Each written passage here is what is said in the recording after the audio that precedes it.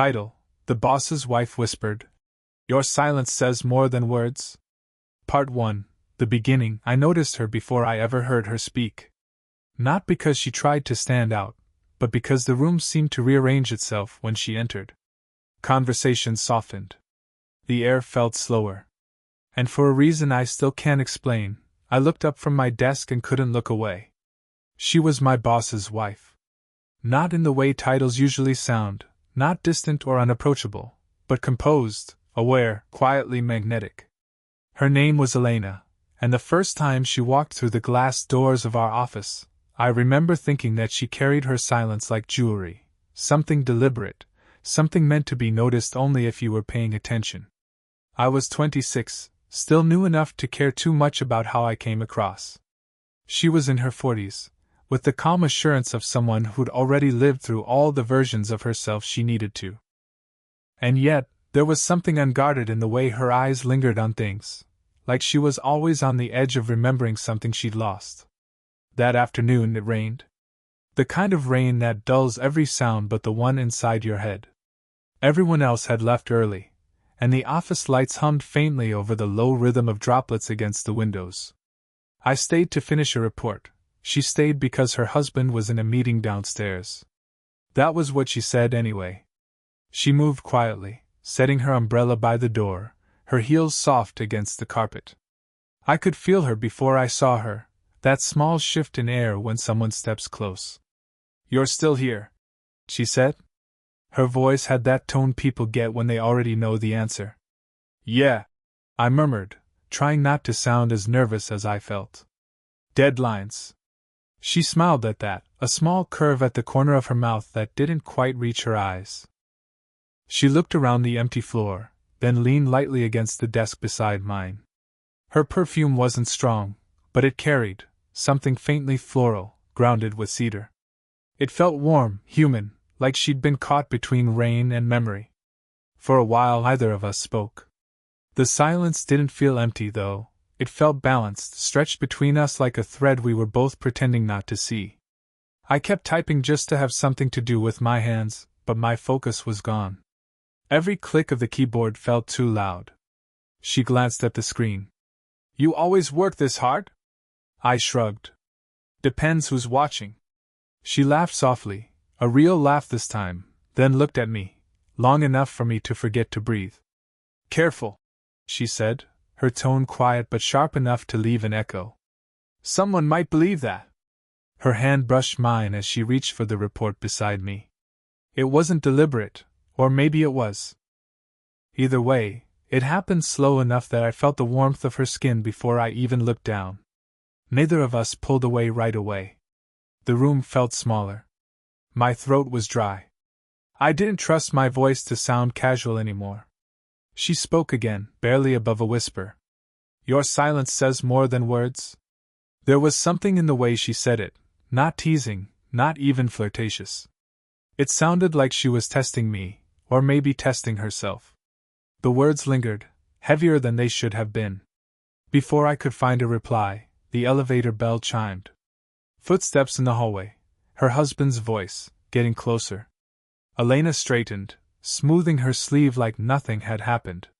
But as she turned to leave, she glanced back, just once, and for that single second, I knew she felt it too. That charged, impossible something neither of us could name yet. And then she was gone. Title: The Boss's Wife Whispered. Your silence says more than words. Part 2. Expanding the conflict. I didn't see her again for a week. Long enough to convince myself that what happened in the quiet of that rainy evening had been nothing, a misunderstanding wrapped in coincidence. But then, she walked in again, sunlight following her this time instead of rain, and I knew I'd been lying to myself. She came alone. Her husband was traveling, she said. The way she said it made me wonder if that was something I was supposed to know. I tried to focus on my screen, but I could feel her nearby, the slow rhythm of her heels, the soft sigh she made before sitting down at the small table near the window. She'd started bringing a book lately, though she rarely read it. Mostly, she just existed. And somehow, that was enough to unbalance me. When she spoke, it was after a long silence. You don't talk much, she said, eyes still on the page she wasn't really reading. I glanced up. Maybe I just don't have much to say. Her mouth curved, that same half-smile from before. Or maybe you're afraid of what you might say. I didn't answer. I didn't need to. Back then, I'd been out of a long relationship that had left me quieter than usual. Too many words said in anger, too few said in love. I'd learned that silence was safer. Elena, I was beginning to realize, was the opposite. She seemed to live inside her own composure, afraid that speaking too honestly might break the shell she'd built to survive whatever her life had become. I caught glimpses of that fragility sometimes, a distant look when her phone buzzed, the way her fingers tightened around her coffee cup before she checked who it was. For all her grace, there was something lonely in her stillness. And maybe that was what drew me to her.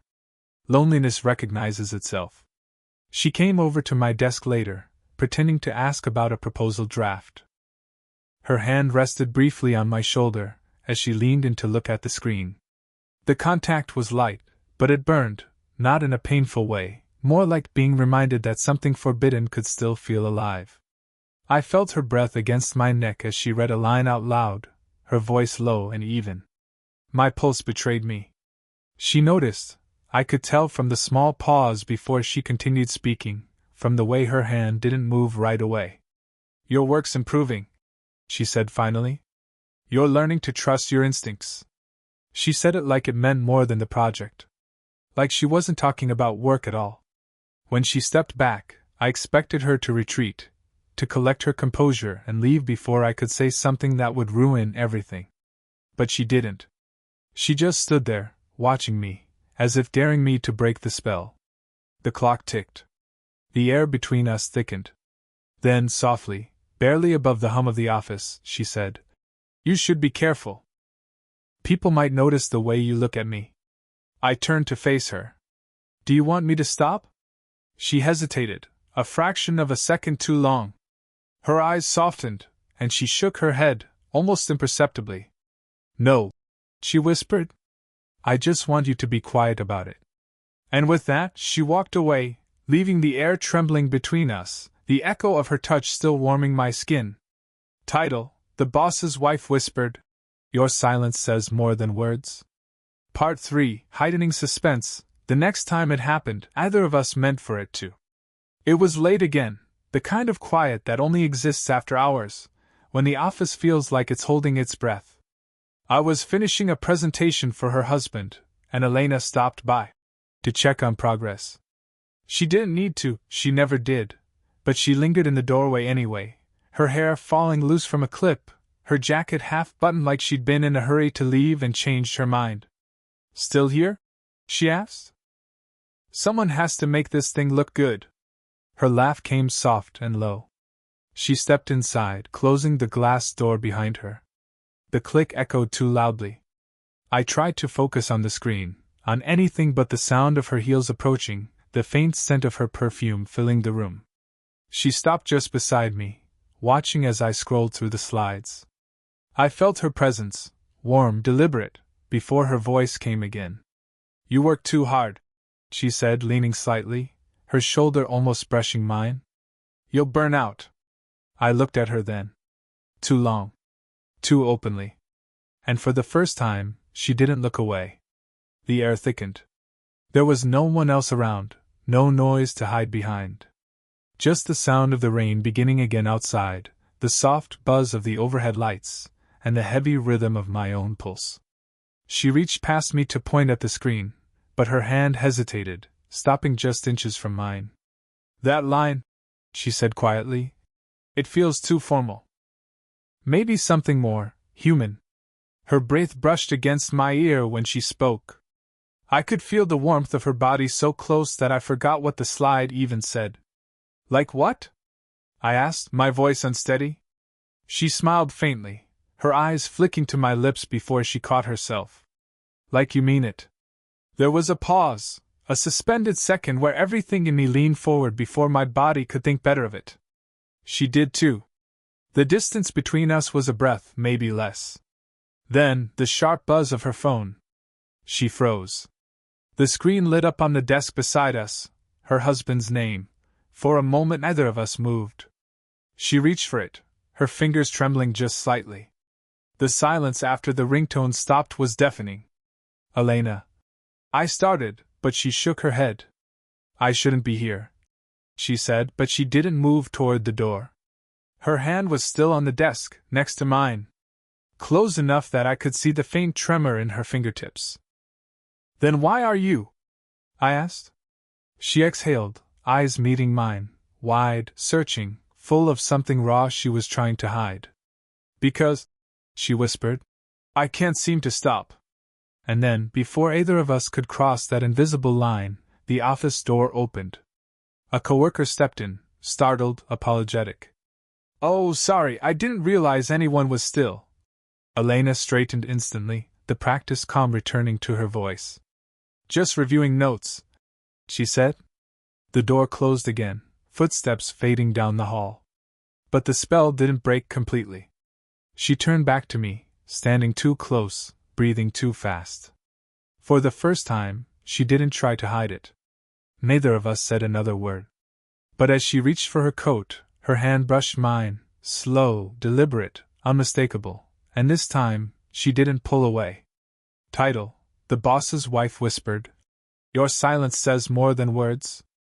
Part 4. Nearing the climax, the storm that night was worse than the last one. Thunder rolled through the city like something restless, unfinished. The kind of weather that made people either run for shelter or do things they shouldn't.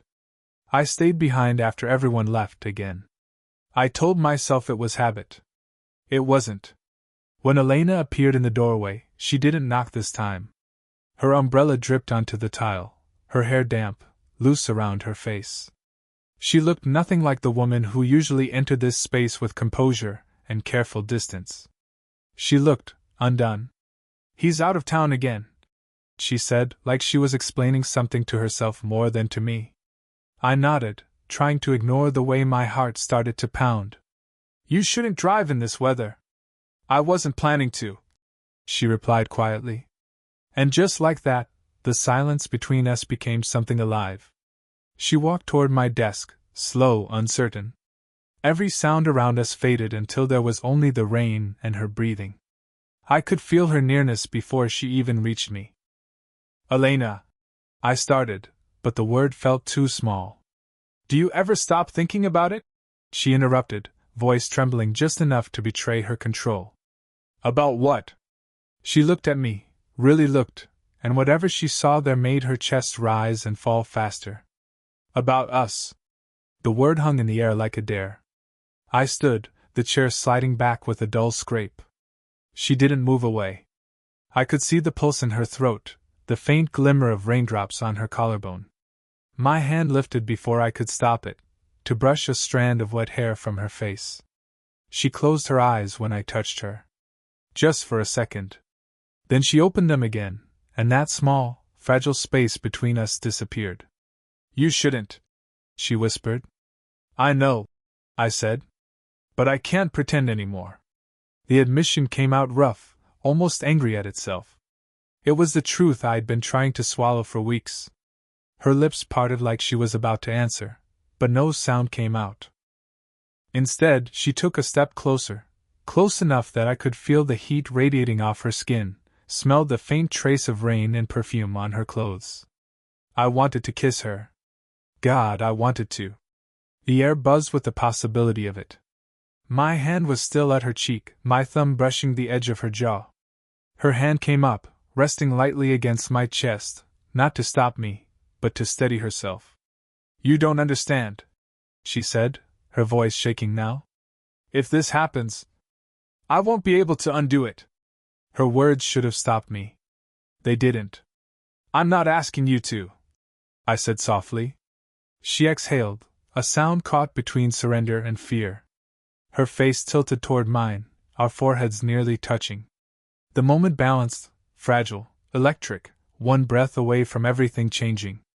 Then, the sharp buzz of the building's intercom split the air.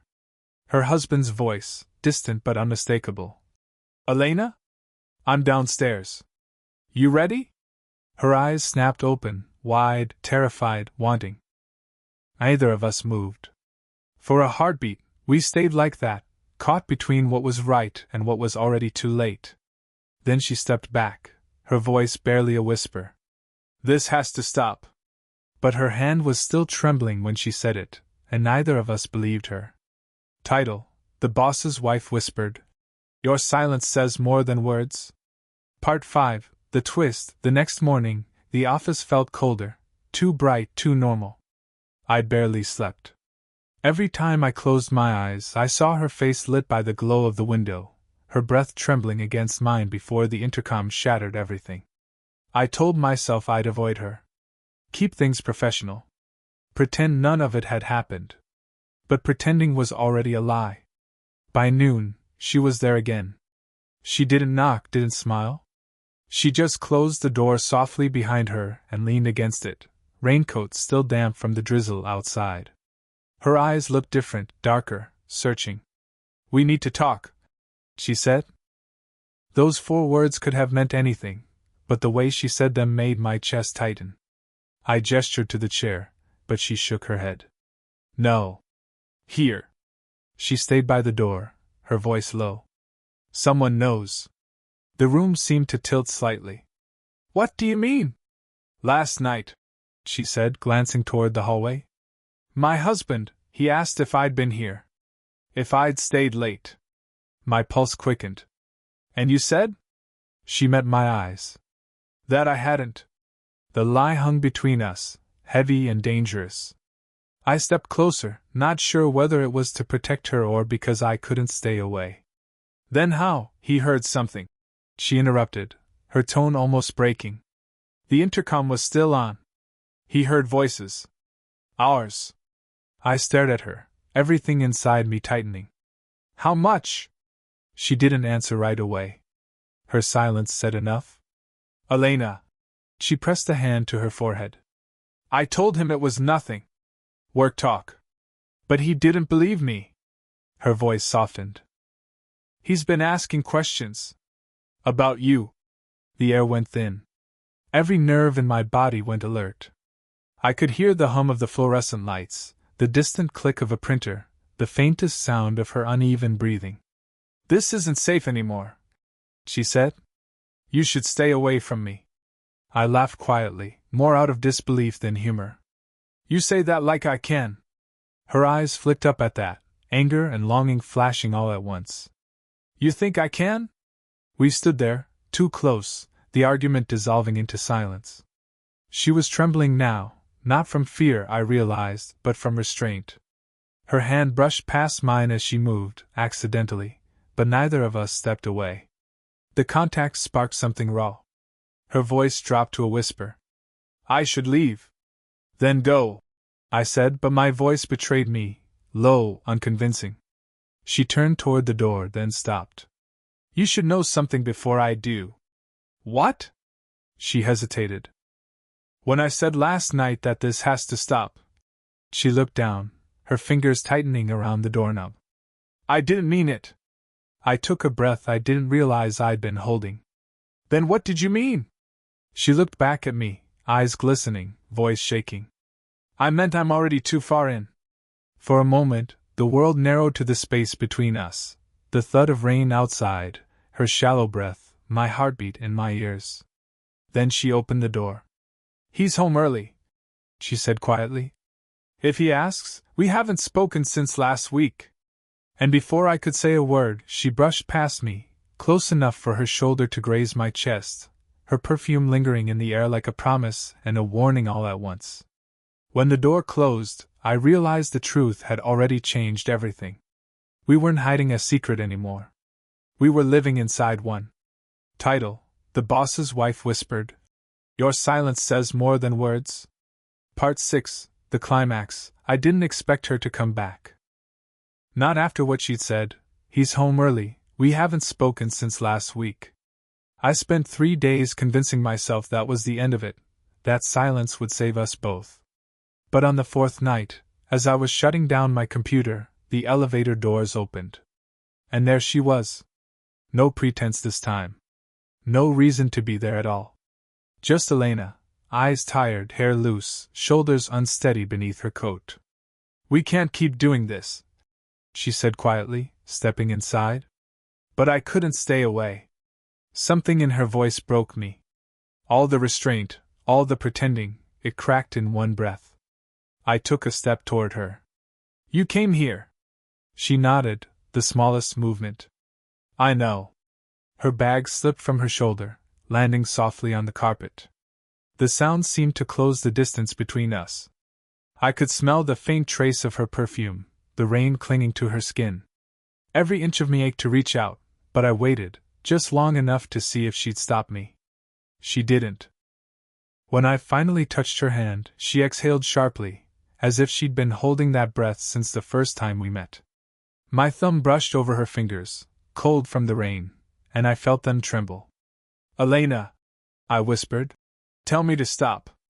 She looked up at me then, eyes dark and alive. "I can't." The words hit harder than any confession. The air felt too heavy, too close. I stepped forward until there was barely space between us.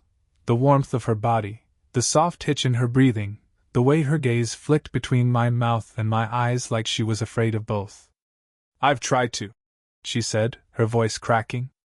"Every day, I tell myself you're just a mistake I haven't made yet.